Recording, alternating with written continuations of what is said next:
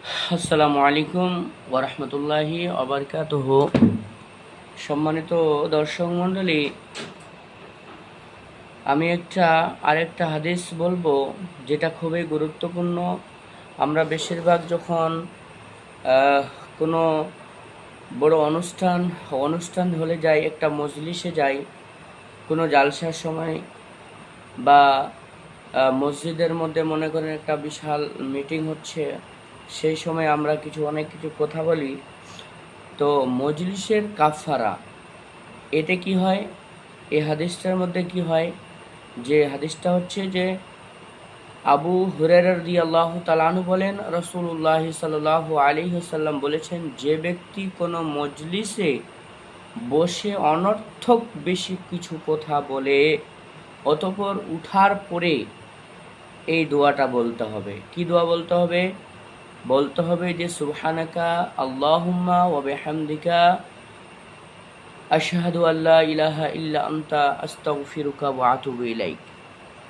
দোয়াটা আবারও বলি, সুবহানাকা আল্লাহুম্মা ওয়া বিহামদিকা আশহাদু আল্লা ইলাহা ইল্লা আনতা আস্তাগফিরুকা ওয়া আতুবু ইলাইক। এর এটা কি? হে আল্লাহ, আমি তোমার প্রশংসার সাথে পবিত্রতা বর্ণনা করি।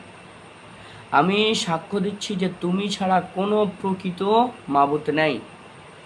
আমি তোমার নিকট ক্ষমা চাই এবং তোমার দিকে ফিরে যাই। তাহলে তার অনর্থক কথা বলার পাপসমূহ আল্লাহ কি করবেন? সেটাকে ক্ষমা করে দেওয়া হবে।